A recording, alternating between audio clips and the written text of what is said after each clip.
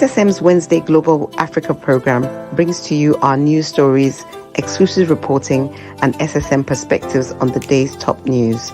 Plus, the inside scoop on Africa's most important developing stories. Join us on Wednesdays, 11 a.m. West African time.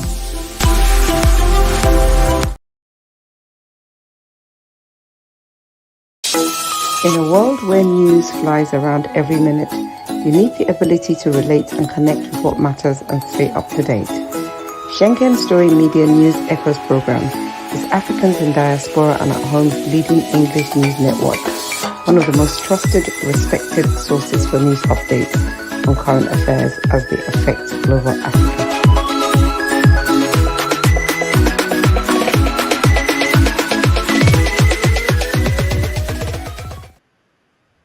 Yes, good morning, viewers around the world. You're welcome to SSM Wednesday African Updates.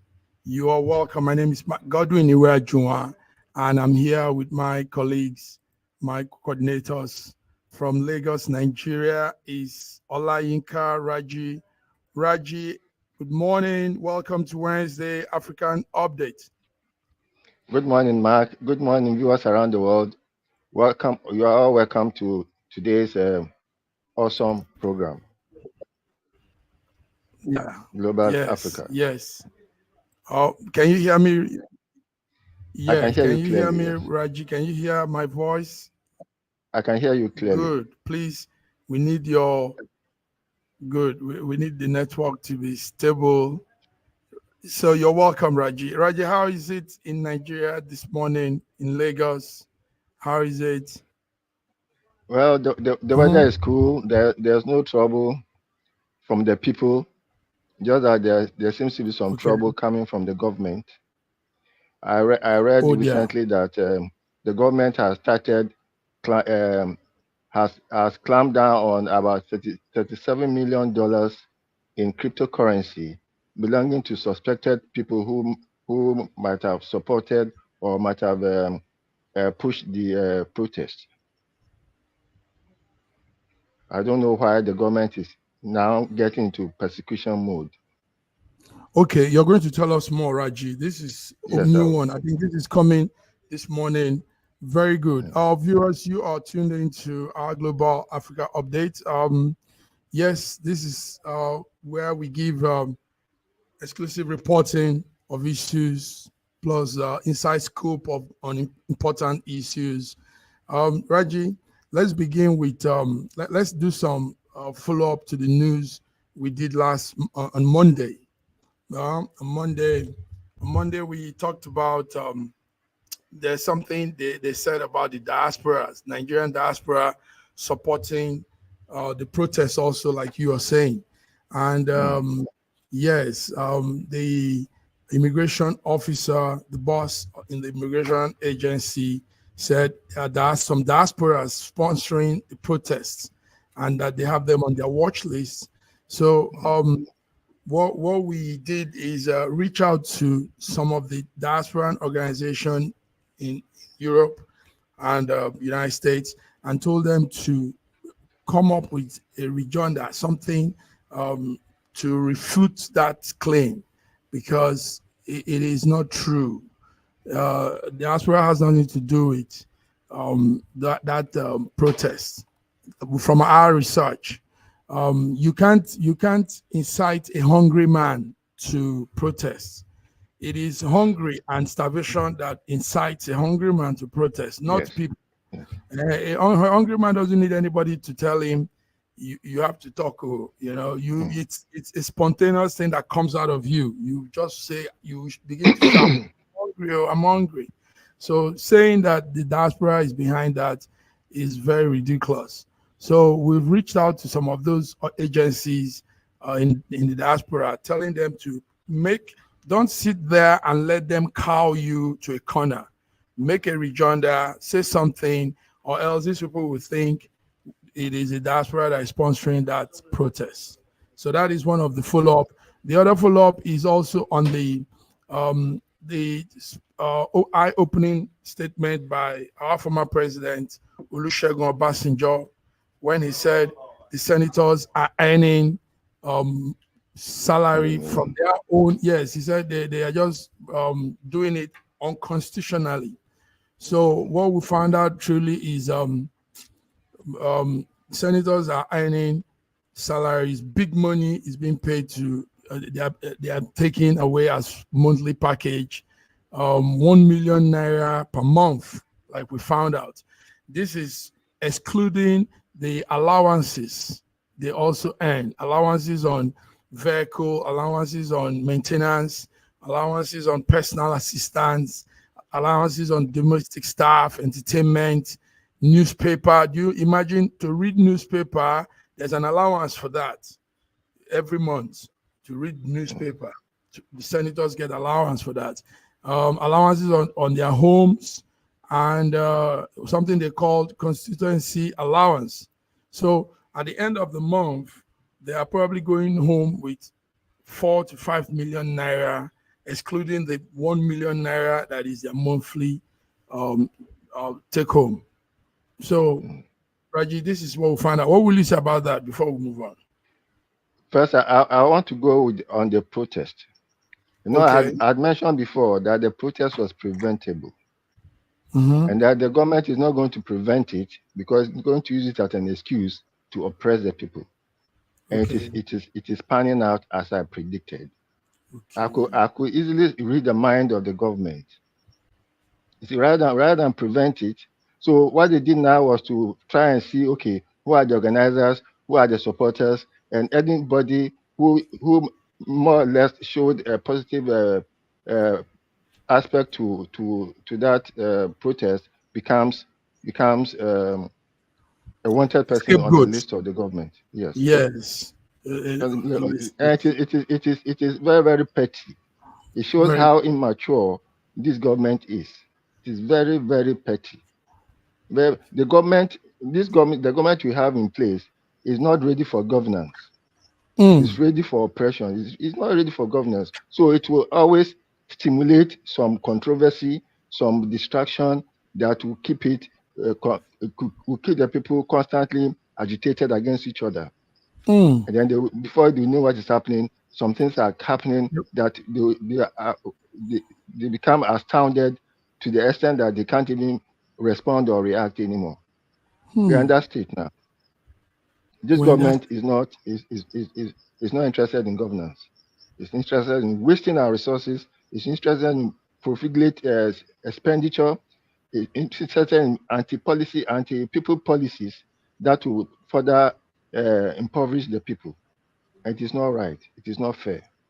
Okay. It's not fair. It's not even fair to him. Sorry. It's not even fair to Tinubu himself that within a year of his coming in, people are missing Buhari's regime. Can you imagine think this? about that?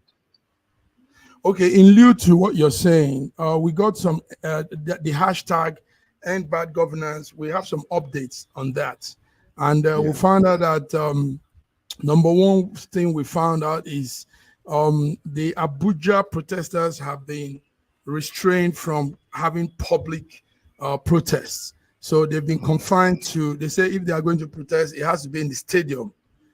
This is coming this morning. So the judge has granted a request, and but they will be confined to the stadium. They won't do it like they normally do, walking through roads and streets. So where is the stadium? The stadium is about 10 kilometers out of town. So what that means is it's just that's no protest. You don't protest in a confined place. And you're just walking in a place where nobody's seeing you. You can't even make any impact. Then also in Kaduna, Zaria, we had that there is a dusk to dawn curfew. The dusk to dawn curfew has been relaxed. It's been removed as of this morning. Yes, yesterday night.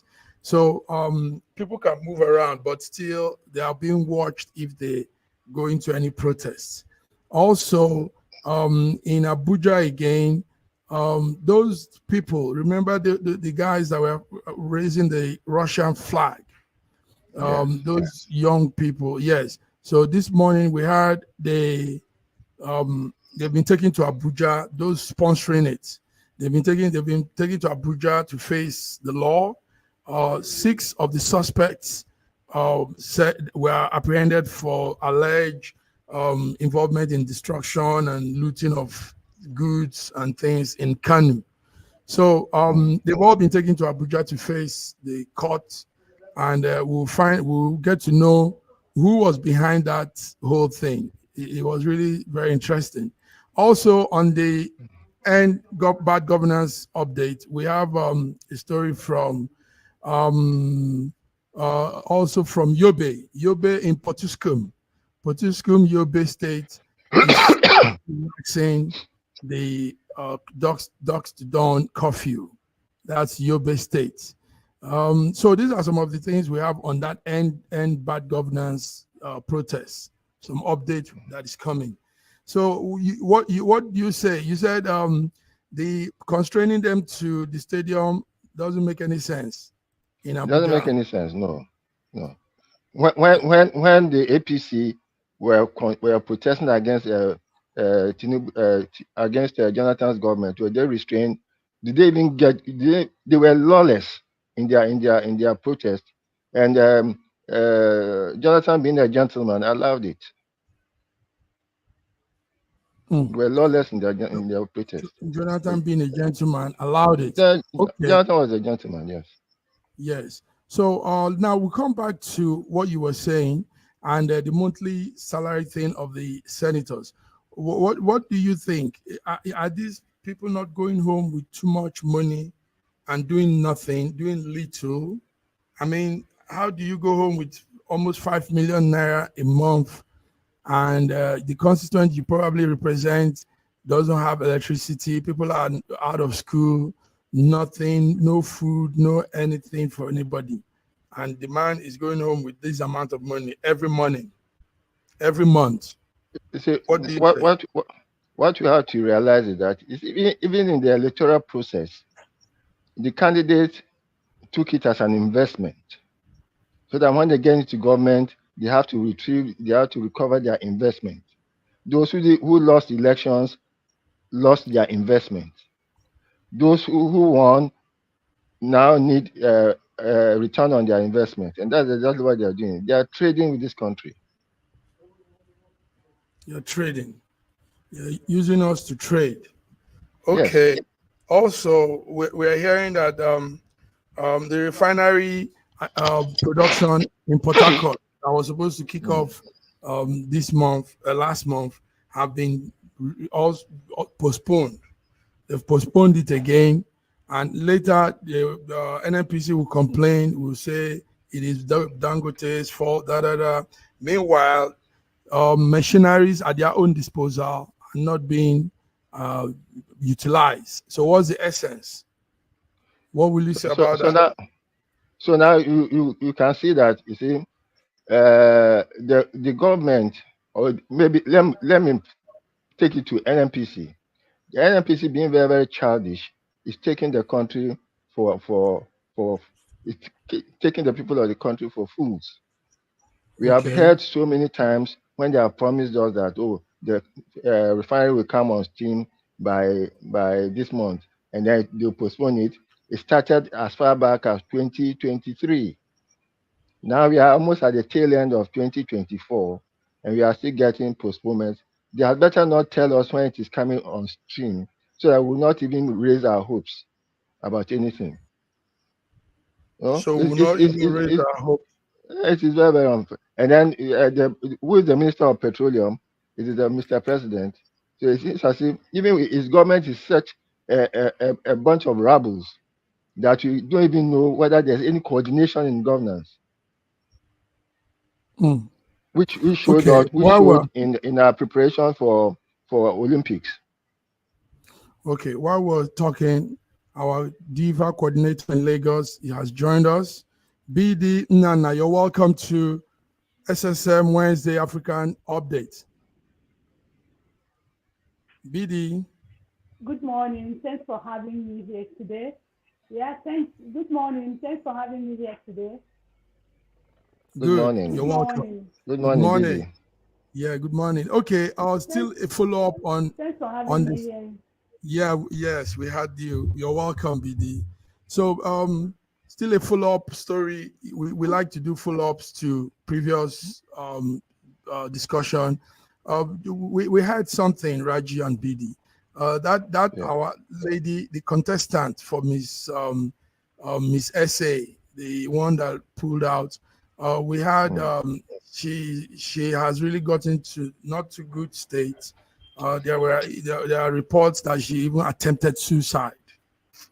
So I'm talking of Chidima Adeshino. Yes. The report we got yesterday wasn't too good. But we said this probably has brought her out, and she has more support, more fans. So, but for her to have gone down this low, probably it really affected her psyche, affected her emotionally. Raji, what do you think? What do you say about this? This report, I think authentic. I think we should be taking very, very good notice about the emotional development of our children. Okay. How they cannot even they are unable to take up a lot of pressure and are ready to throw it all away.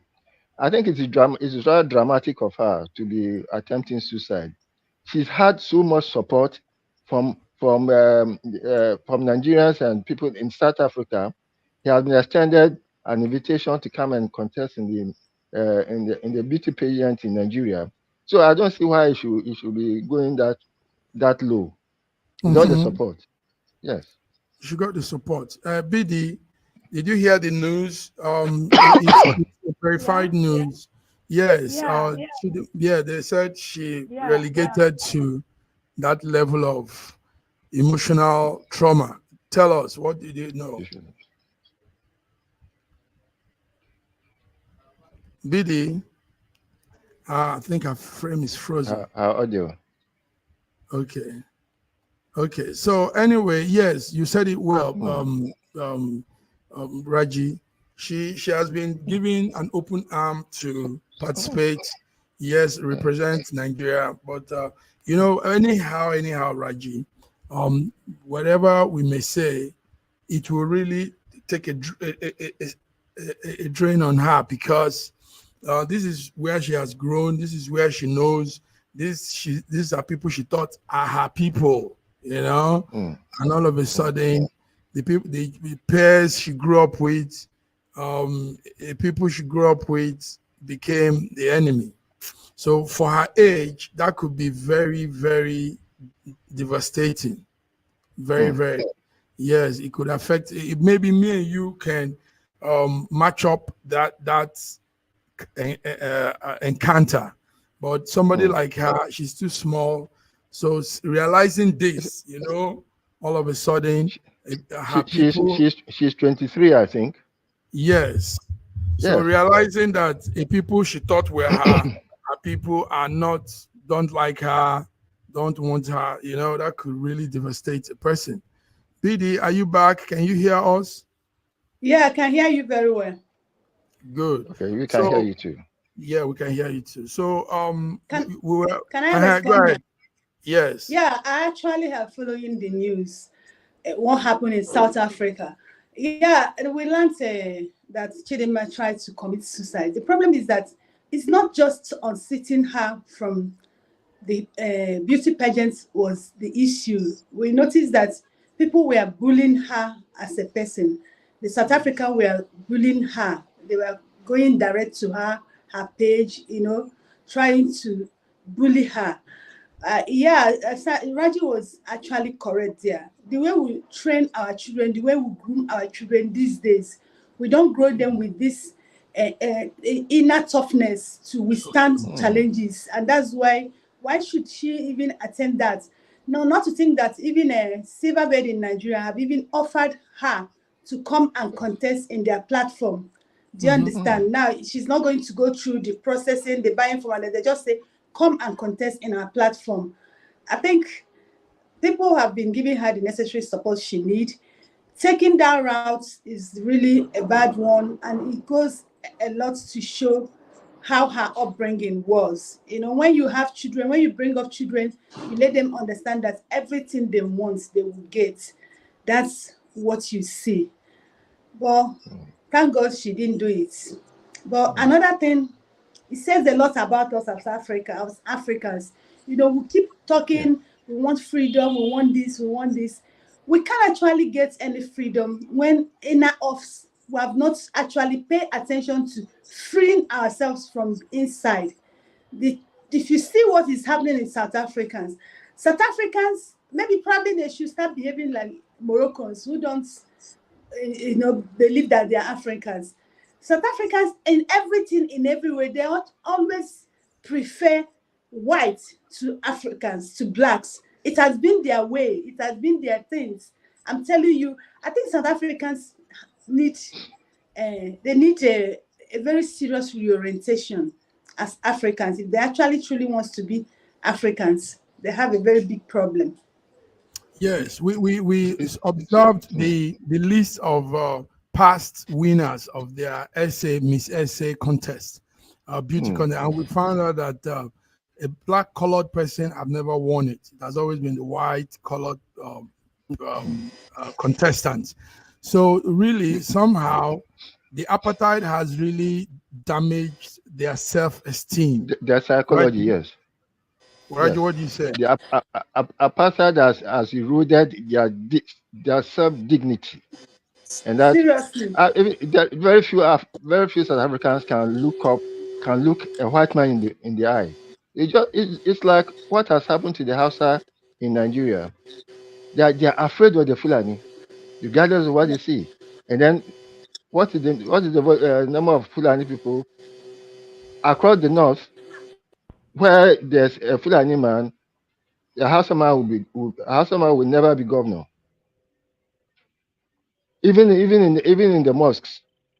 So it is a decades or maybe centuries of psychological damage that has happened to their self-esteem, and the apartheid ensured. I'm telling you, they have a very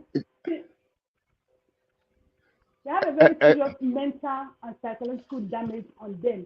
And unfortunately, they don't know this. They don't know it, and it's a big problem to them.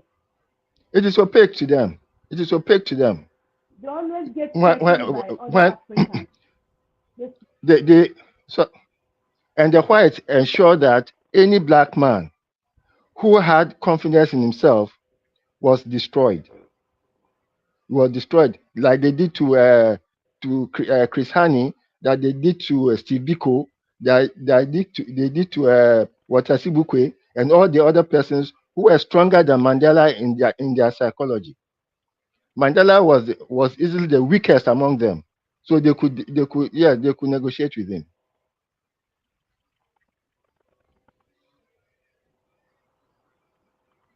Strong view there. Yes, thank you, Raji. That's it, viewers. So those are some follow-ups to what we've been discussing other times. The BD, we just talked about a follow-up also of what our former president said about the Senate, the senators earning unconstitutional salary. They just fix. They make their own personal picture on what they take home. And what we did was check on what they earn. We found out that monthly, each senator goes home with ₦1 million. That's excluding all the allowances, motor vehicle allowance, maintenance allowance, personal assistant allowance, domestic staff allowance, entertainment allowance. They even have newspaper allowance. They have a wardrobe allowance, and they have house maintenance allowance. And each of these allowances is not small money. Motor maintenance, for example, is millions. Yes, million. So in a month, one senator that is doing nothing but sitting down in that red chamber, one senator is going home with close to 7 to 8 million naira thereabout for doing nothing, just sitting down and supporting bills that only supports the presidency and not the citizens. Tell us. Tell us, Let me BD. tell you, there's something you did not remember. They have what they call hardship allowance. What Nigerians are going through now, they're actually paying our senators for that. They have what is called hardship allowance. They are receiving it now, our senators. On just sitting down. Viewers, are you listening? Is just the basic. That's the basic allowance they get on monthly basis. It's excluding when they travel, and the travel includes when they travel from Abuja to Nasarawa, they get allowance for that. When they travel from Abuja to Kaduna, I'm just telling you how close those places are. They get allowance for that. And not only them getting, when they go with their staff or when they go with their family members, it depends on how many names they submit. They still get allowance on that. Do you understand? So the truth is this.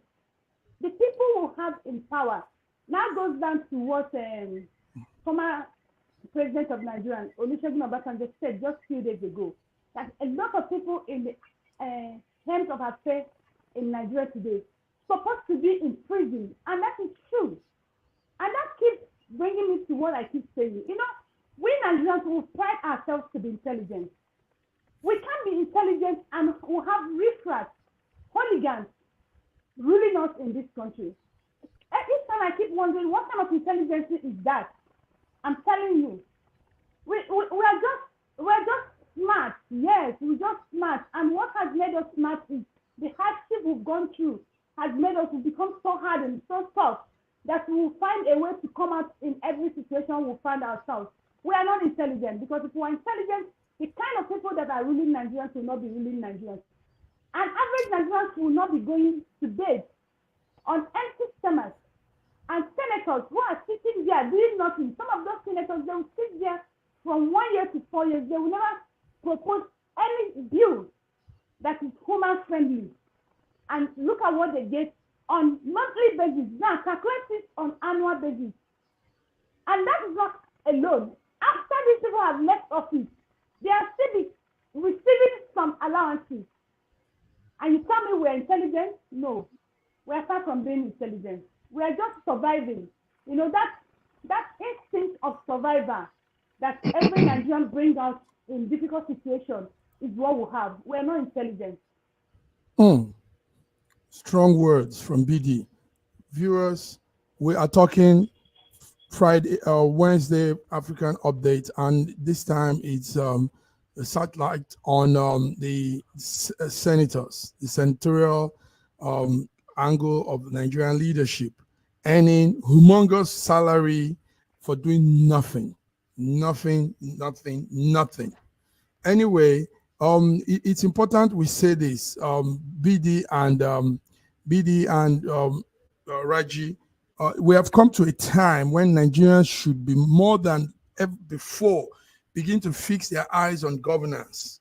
There is no better way. You see, democracy, like a lot of people are saying, is bad, is that. But if we all have our eyes, we are following what is happening, we are following them neck to neck, back to back on all of their actions, then democracy might begin to see some dividends. We might begin to see some good out of it, you see?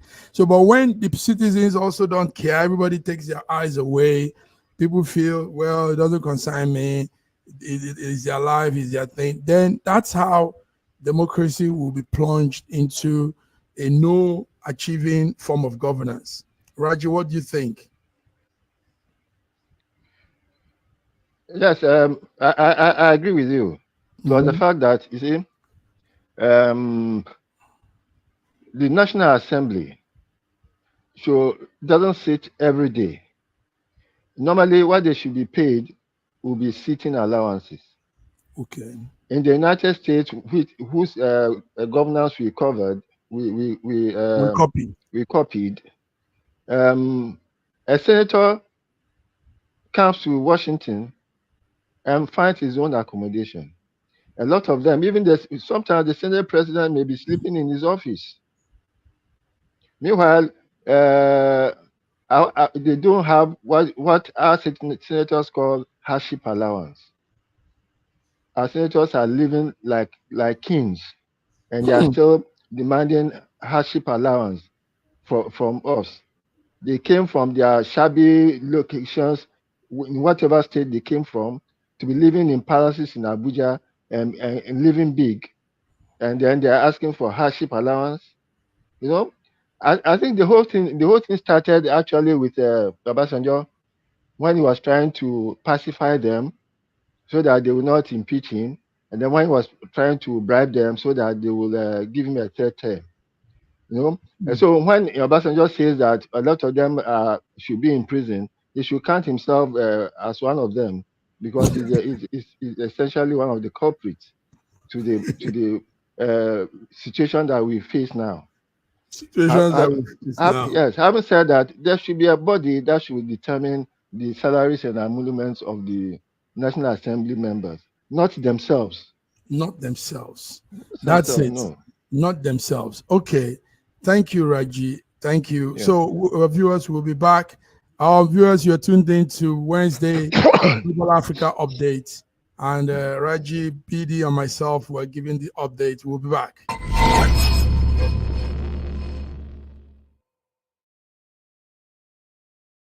This is everything you need to marry a Nigerian girl. Her father gave me a list of 39 items, which include a live goat. The first place I went was the bulk food market to gather the yam, palm oil, baskets of fruit, and dried fish known as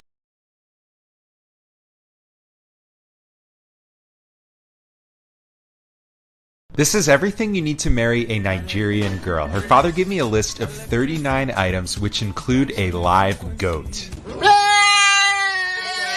The first place I went was the bulk food market to gather the yam, palm oil, baskets of fruit, and dried fish known as eja osun. And it's not just one yam or liter of palm oil. I am buying large quantities. It was pouring rain and I rented boots to make it through the mud, but it is worth it to marry my beautiful bride. In Nigeria, they practice dowry for marriage, paid to the family. In the Yoruba culture, each item is symbolic and not really a payment to the family, but rather proving your worth to marry her. And prove it I did by next heading to the goat market, where I spoke with a house of men to find the meatiest goat. This is the one I picked, and surprisingly, the goat at only $40 is one of the cheapest items on the list. This can't be done in one day, so after the rain cleared, I went to Mushin Main Market to find the kola nut, both bitter and regular, the alligator pepper, the adun, which specifically said I needed to buy plenty, and bottle of raw honey, which symbolizes that our marriage will be sweet. Next, I had to gather biscuits, bulk packs of different drinks, wine, and semen schnapps, as well as a suitcase full of new clothes for my fiancé to prove I can provide for her in the marriage, and lastly, the marriage Bible, as God will always come first. It is possible to pay someone to buy these items, but for me, I wanted the experience myself. Finally, we brought all these items to the family home for the wedding day. It is not easy to marry a Yoruba girl, but my bride is strong, smart, loving, beautiful, and completely worth it. Nigeria, we hail thee, our own dear native land. Though tribe and tongue may differ, in brotherhood we stand. Nigerian soul are proud to serve our sovereign motherland.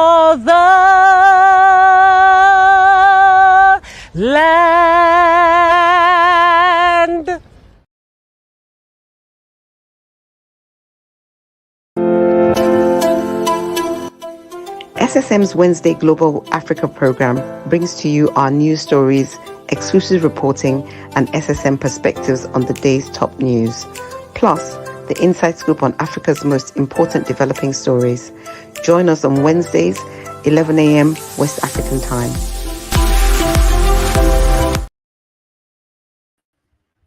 Yes, we're back.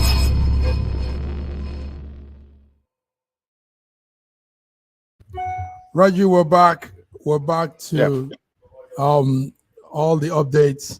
Yes, Raji, there is a beautiful one yesterday. Yesterday we had there was the National Council of State meeting and also the Nigerian Governors Forum, and that National Council of State includes past presidents and some leaders of Nigeria. Now, what we saw there was apart from Obasanjo, former President Olusegun Obasanjo, and former President Babangida, all the other ones were there. The other leaders were there, governors, and they all passed a vote of confidence on Tinubu's leadership. A vote of confidence on Tinubu's leadership. So, regardless of what we're saying, we can say all we can say. Whatever we're saying, whatever the protesters are saying, whatever the citizens are saying, the leadership, the past leadership of Nigeria says Tinubu is doing well. Tinubu is so a vote of confidence means they trust the leadership, the government is doing well, things are moving fine, and they can carry on. Raji, what's your take on this one?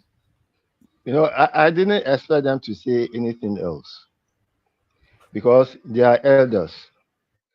Elders have a way of saying things, and like they say, a word is enough for the wise.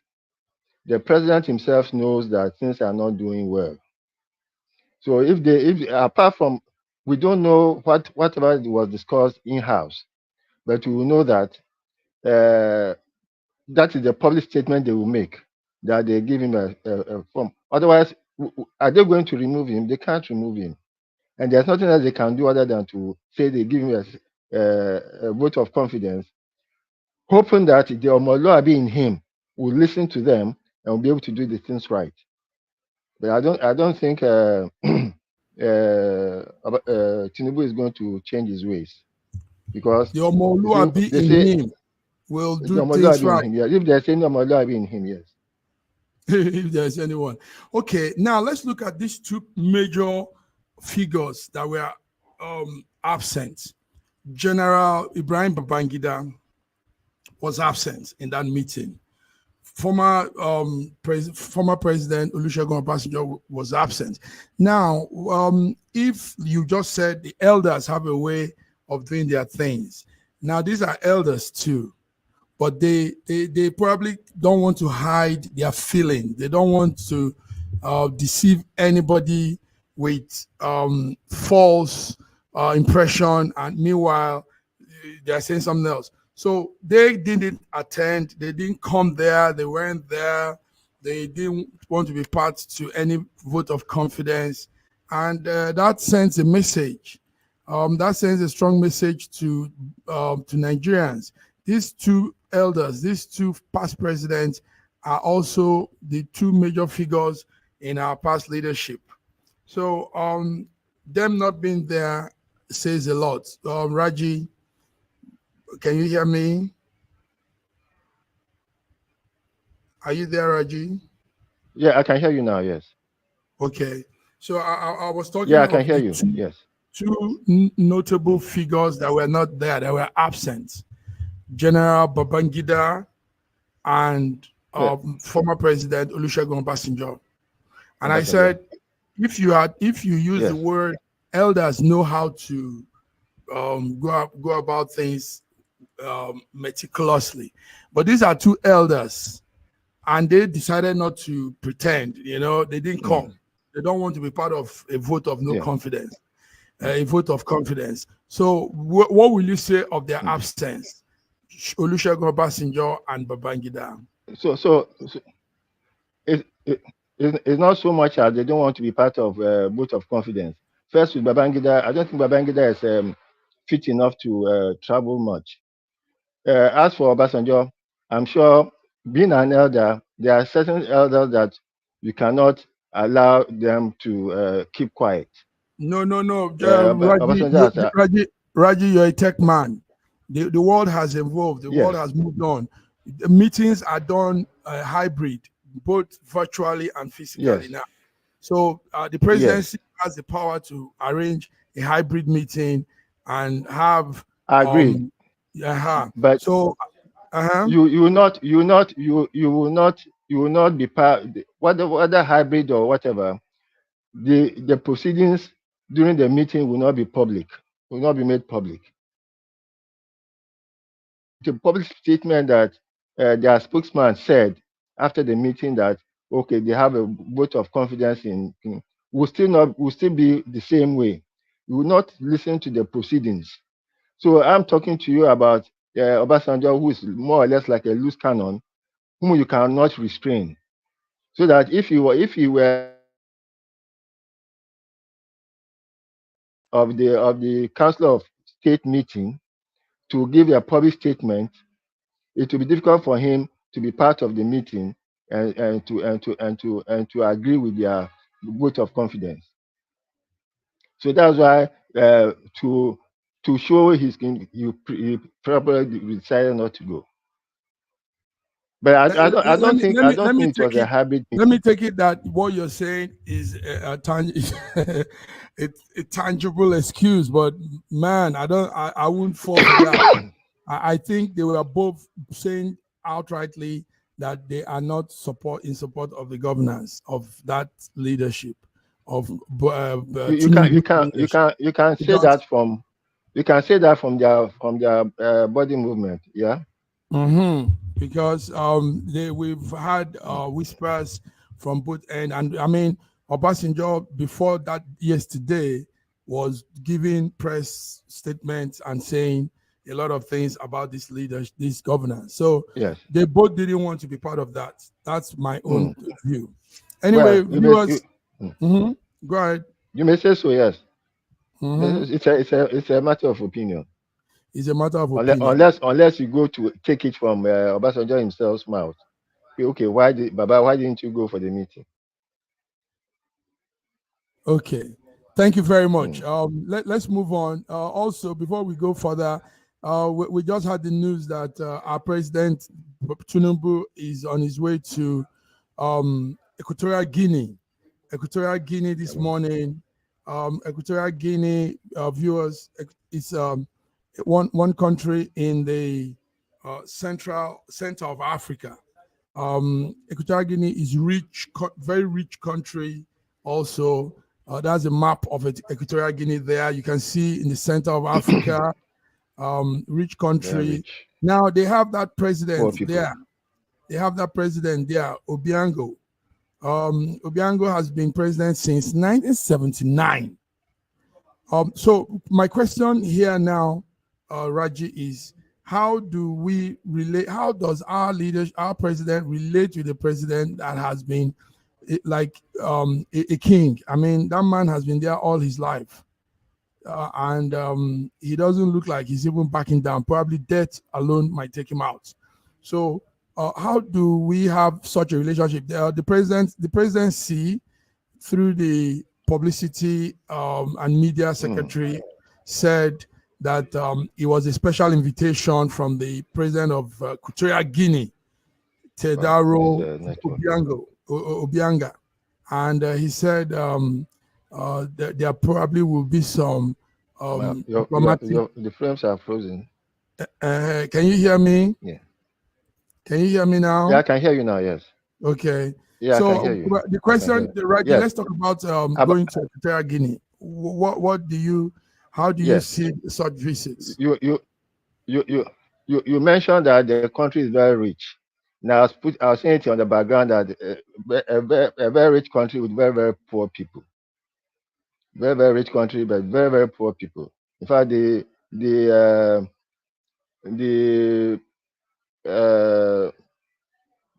is it age limit of the what do they call it now? Of Equatorial Guineans is less than 50. They are less than 50, and they are very, very impoverished people. It's only the president and his people who are very rich. Perhaps I don't know Tinubu's intention. I hope he will not go to ask the man about how he was able to stay in power for so long, so that he can also try it here, but he can't. It's very, very unfortunate. It's very, very unfortunate. He's been there for almost 50 years. Yes. Yes, our beautiful country, Equatorial Guinea, right in the center of Africa. It has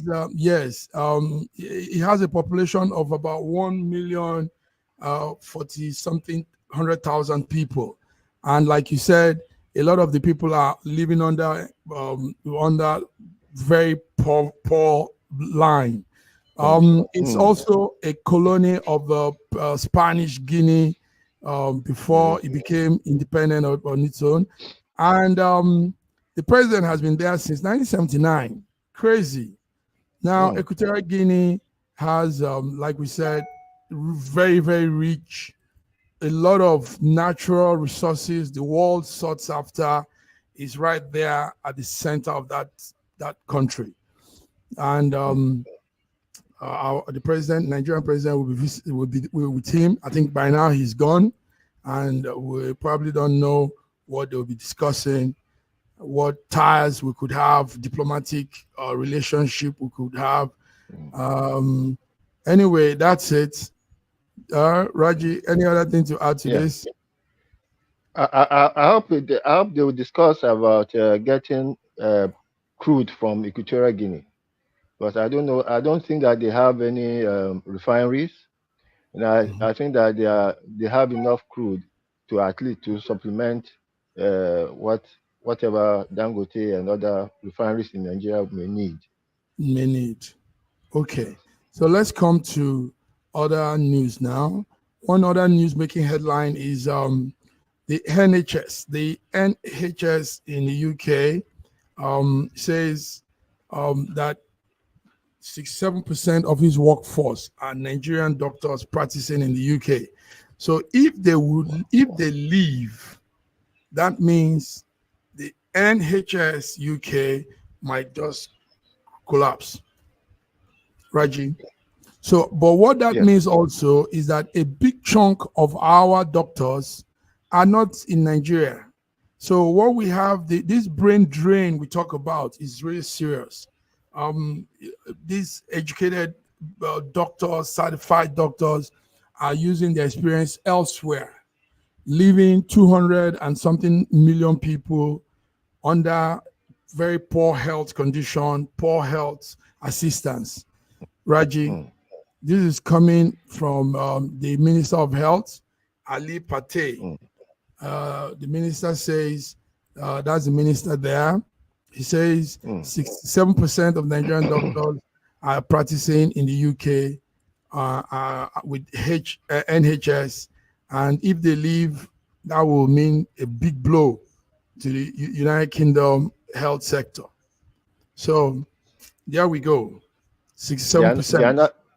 They are not going to leave anytime soon, because what will be the alternative?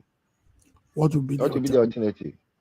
I have friends who are medical doctors who spend maybe 1 month or 3 months in Nigeria and all the other time in the NHS system in UK. Okay. And then they make enough money to come to invest in Nigeria, and then they get frustrated, so they stop investment, and then they stick to working in the UK. They stick to working in the UK. Oh boy.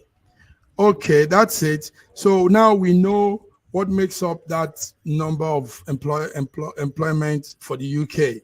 67%. That's a huge number anyway, Raji. Big number. We move further to, but once again, I want to just repeat this. Raji, is good. We keep repeating it as we go on on this network.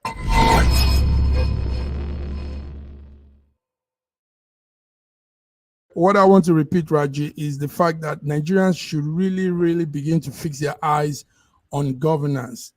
It's time we put our focus. It's time we stop this. It doesn't concern me. They can do whatever they want. It's time we put our eye on the governance in Nigeria, all politics, politicians, and every of those aspects of our leadership. It's time. No more staying by the backside. No more looking things from the corner. Let's get involved. Raji, you affirm to that? Okay, I think his network is frozen. So we go on with more news. One of the news we are having this morning is that EU is warning Elon Musk. Elon Musk, the owner of Twitter, former Twitter, that is now X. EU is warning him of illegal content, that there are people using his platform, the X platform, to push illegal content and create problems. We know the last protest in the UK was from informations passed around on Twitter. And some of those informations, like they say, were not correct. They were not authentic. They were not verified informations. So illegal content on X is causing trouble. So EU is warning the X owner, Elon Musk. Elon Musk is being told that his platform is generating falsehood, misinformation, inciting riots, and inciting a lot of bickering among people. So this is EU information coming to us, Elon Musk's platform. Yes, thank you. So viewers, you're tuned into SSM Wednesday African updates, and we've pretty gone through some of the updates here today. We hope you've been briefed, you've been updated with some of the major occurrences. We talked about the NHS having 67% of Nigerian doctors. We talked about our president. By this time, he's there at the Equatorial Guinea, meeting with the president of Equatorial Guinea, Teodoro Obiang. We talked about the vote of confidence some presidents, past presidents and governors have placed on Tinubu's presidency. So on this note, we want to bring today's broadcast to an end. Hope you join us Friday for our global updates. So until then, have a beautiful day, and the midweek, enjoy the midweek. The sun is still blasting in Western Europe. So until we come your way again, it's bye-bye. Thank you. In a world where news flies around every minute, you need the ability to relate and connect with what matters and stay up to date. Schengen Story Media News Echoes program is Africans in diaspora and at home's leading English news network, one of the most trusted, respected sources for news updates on current affairs as they affect global Africa.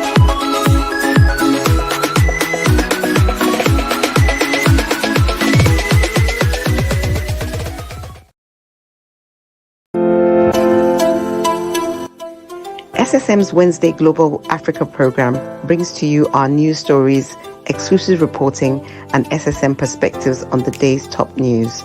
Plus, the inside scoop on Africa's most important developing stories. Join us on Wednesdays, 11 a.m. West Africa.